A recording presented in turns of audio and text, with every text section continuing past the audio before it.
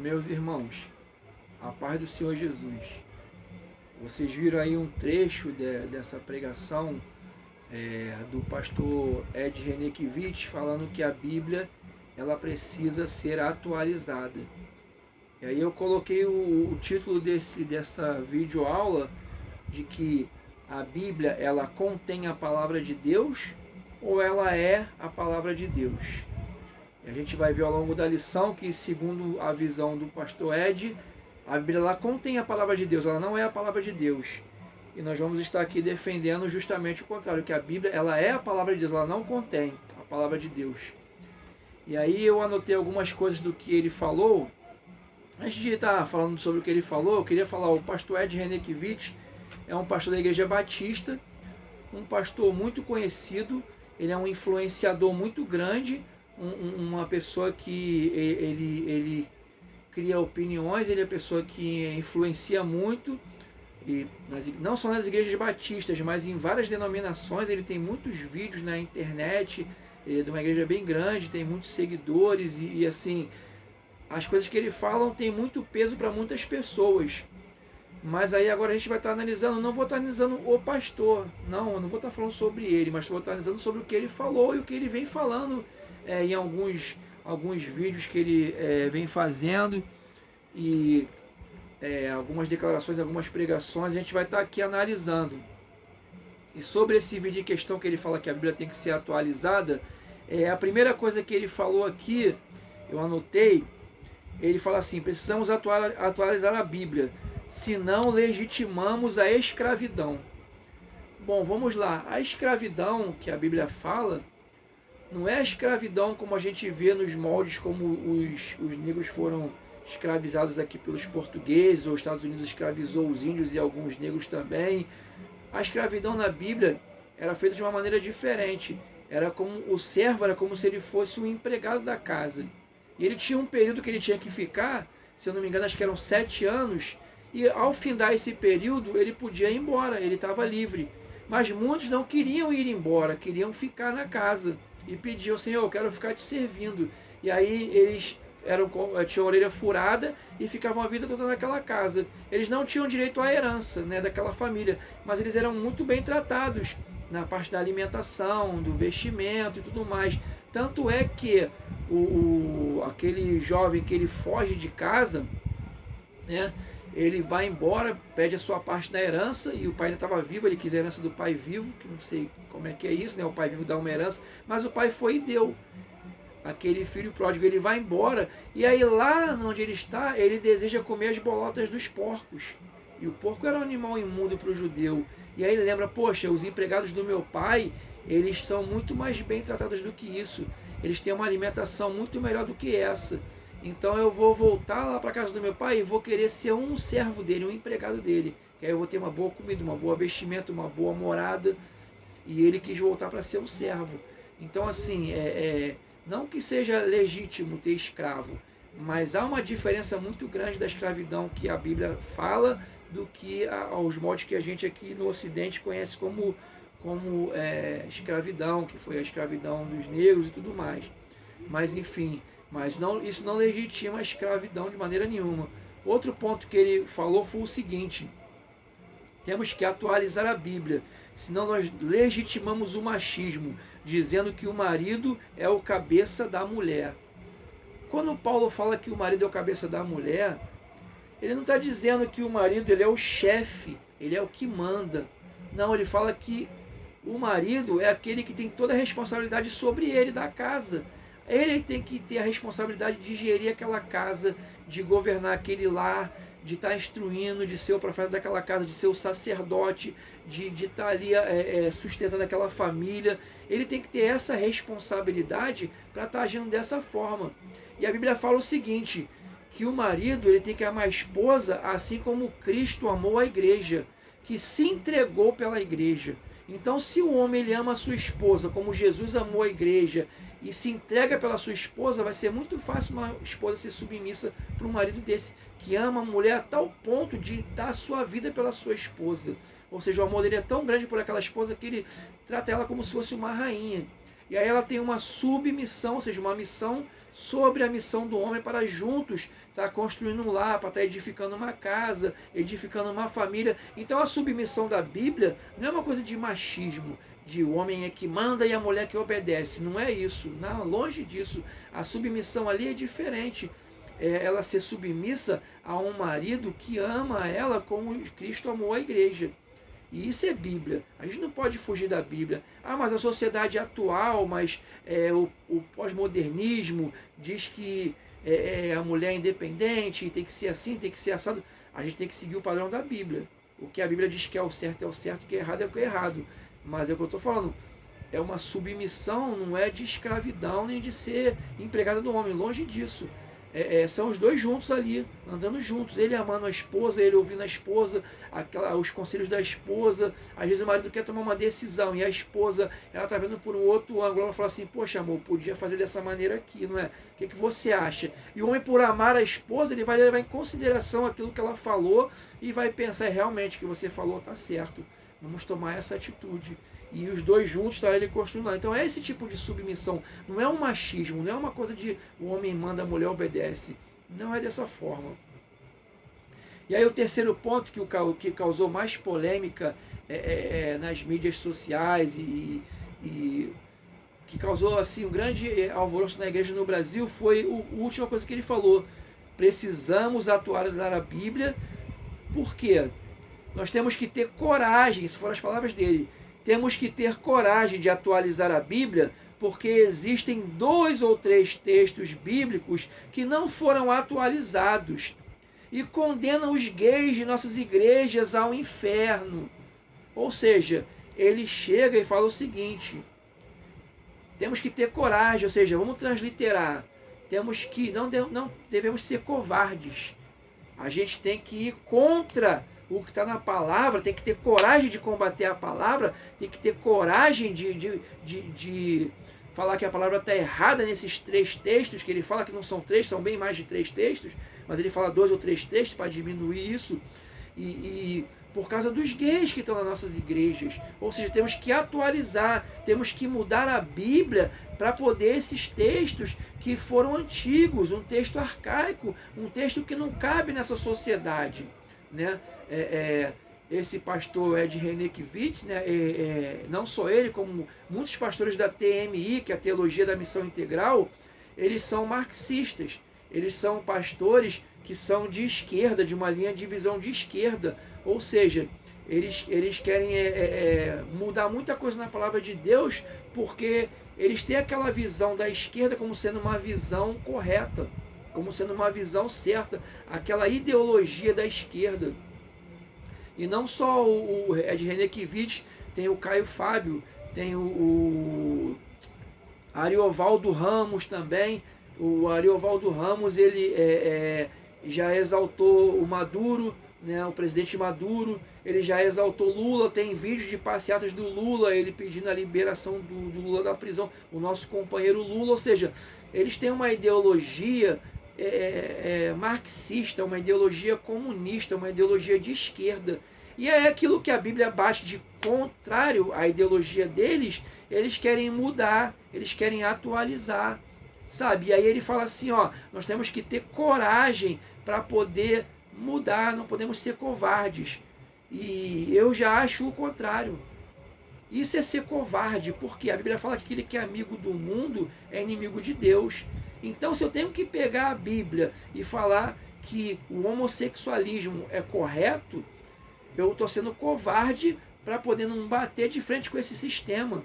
Porque o mundo diz que é correto o homossexualismo. Até o Papa já está falando isso, que a união estável entre os homossexuais tem que ser aceita.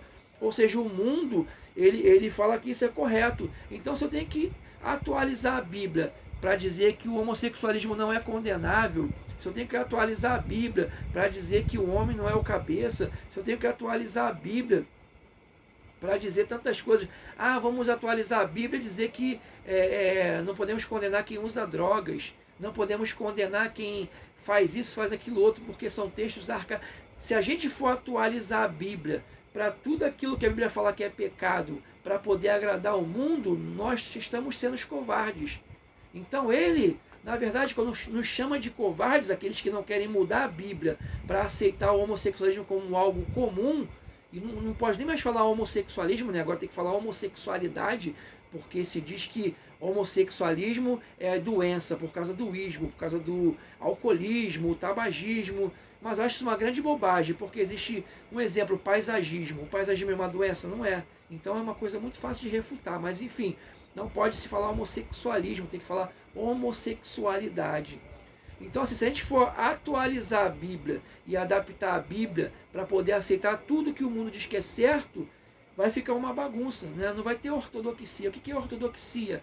É tudo aquilo que a Bíblia ensina como doutrina. E ele próprio tem um vídeo que ele fala que não existe ortodoxia, que cada um ensina a ortodoxia da sua maneira. O próprio Ed Renekiewicz fala isso. Ele já vem falando algumas bobagens há algum tempo. Tem até um vídeo dele na internet que ele fala que Jesus ofereceu o seu sêmen para a mulher samaritana, porque Jesus estava desejando aquela mulher samaritana. Ora, a Bíblia fala que Jesus, ele não teve pecado. Ele nem em pensamento Jesus pecou. Jesus não pecou em nada, nem em pensamento. Jesus não pecou nem em ações, nem em pensamentos. Ele não teve pecado nenhum. Ele passou sem pecado, se entregou na cruz. Se ele tivesse pecado em pensamento, já seria impuro, não poderia ser entregue na cruz. Ou seja, ele se entregou na cruz puro. Foi uma entrega pura para remir os nossos pecados. E aí ele fala que Jesus ofereceu o sêmen para a mulher samaritana. E outras bobagens que ele já vem falando há muito tempo, mas isso é uma preparação. Uma preparação para que a igreja ela comece a aceitar todo tipo de coisa, tudo aquilo que o mundo está oferecendo. E aí essas igrejas desses pastores, que são chamados de pastores progressistas, né, eles começam aos pouquinhos e incutindo essas ideias na mente das pessoas. E aí a pessoa, poxa, isso é legal, é politicamente correto, isso é bacana, mas a Bíblia condena. E eu quero ler com vocês aqui um texto que está em 2 Timóteo capítulo 4, falando sobre o homossexualismo. E é Novo Testamento, tá? Não é nem Antigo Testamento, é Novo Testamento. 2 Timóteo capítulo 4.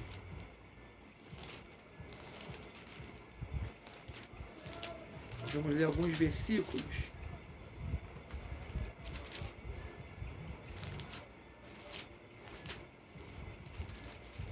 Segunda Timóteo capítulo 4. Nós vamos ler do 1 ao 6.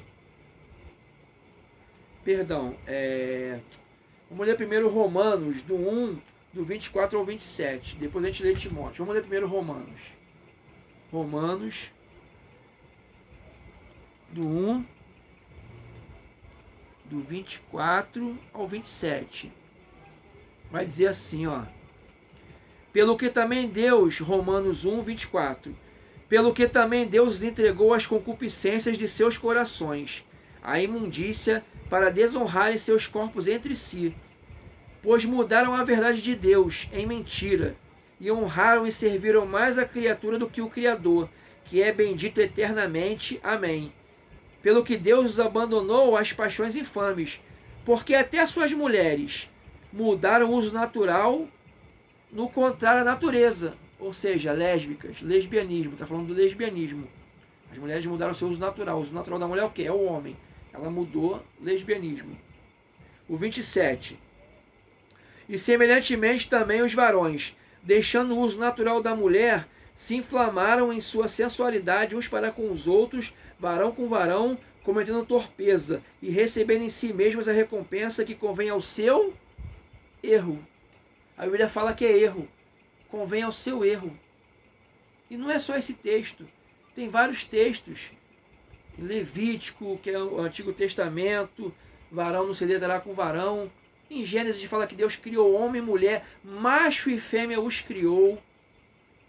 Sabe, tem textos que falam que os efeminados e os sodomitas não herdarão o reino dos céus. Ou seja, efeminados e sodomitas são duas classes diferentes de homossexuais, né? Talvez você já tenha ouvido falar em algum momento da sua vida uma pessoa falando assim, não, eu não sou homossexual não, eu faço o papel do homem, o homossexual é ele. Ele que é homossexual, eu sou o homem, ele é a mulher. Não, os dois, um é efeminado e o outro é o sodomita. São papéis diferentes, mas os dois são homossexuais. Da mesma sorte a mulher também, ela é a mulher no relacionamento, eu sou o homem, ou vice-versa. Não, as duas são homossexuais. Todos os dois casos são efeminados e sodomitas, são pessoas que cometem. Esses não herdarão o reino dos céus. O que a Bíblia fala que é pecado, é pecado. O que a Bíblia fala que é errado, é errado. E a gente não vai atualizar a Bíblia para aceitar o que é errado. Devemos odiar essas pessoas? Não. Devemos amá-las, devemos acolhê-las, abraçá-las. Devemos trazê-las para a igreja. Mas nunca dizer que o que elas fazem é certo. Nunca dizer que o que elas estão fazendo vai levá-las para o céu. O que não vai levá-las para o inferno. Aquele que ama fala do erro. Nós não amamos nossos filhos, nossa esposa, marido, parentes. E quando eles estão fazendo algo errado, a gente não chega e fala, não faz isso está errado. Por a gente amar aquela pessoa, a gente não fala do erro. Então, o nosso amor é esse tipo de amor que mostra o erro deles. Olha, por nós amarmos vocês, a gente fala que vocês estão errados nessa prática. Vocês têm que mudar para poder salvar a sua alma do inferno e ir para o céu. E pregar a verdadeira palavra. Pregar aquilo que a palavra ensina. E não atualizar a Bíblia para aceitar a coisa que a Bíblia condena. Sabe, a Bíblia é a palavra de Deus. Eu perguntei no início, tem um título também do vídeo. A Bíblia contém a palavra de Deus ou é a palavra de Deus? A Bíblia, ela não contém a palavra de Deus. A Bíblia é a palavra de Deus. E agora sim vamos ler 2 Timóteo 4, do versículo 1 ao 5. 2 Timóteo 4, do versículo 1 ao 5. Vai dizer o seguinte: Conjuro-te, pois, diante de Deus e do Senhor Jesus Cristo, que hás de julgar os vivos e os mortos na sua vinda e no seu reino, que pregues a palavra, enches a tempo e fora de tempo, redarguas, repreendes, exortes com toda longanimidade e doutrina. Porque virá tempo em que não sofrerão a sã doutrina, mas tendo comichão nos ouvidos, amontoarão para si doutores, conforme as suas próprias concupiscências, e desviarão os ouvidos da verdade, voltando às fábulas. Olha só, a doutrina, o que é a doutrina? É a palavra de Deus. Doutrina não é culto de doutrina. A mulher usa saia, o homem usa terno. Não, doutrina é Bíblia, é palavra de Deus. Muitos não suportarão a sã doutrina no final dos tempos. E amontoarão para si doutores, pessoas que são como esse pastor, doutores que conhecem muito a palavra, mas não conhecem o espírito da palavra e distorcem. E por conhecer, distorcem a palavra ao seu bel prazer. E aí muitos se alegram dessa palavra, porque as pessoas não gostam de ouvir uma palavra de exortação. Jesus falava assim, arrependei-vos. João Batista falava, arrependei-vos. Tantos falavam, arrependei-vos. E os pregadores de hoje falam o quê? Você é o centro de Deus, você é maravilhoso, você é forte, você é isso, você é aquilo. Não, a verdadeira pregação é arrependei-vos. Larga o teu pecado, se arrepende. Volta às primeiras obras, volta ao primeiro amor.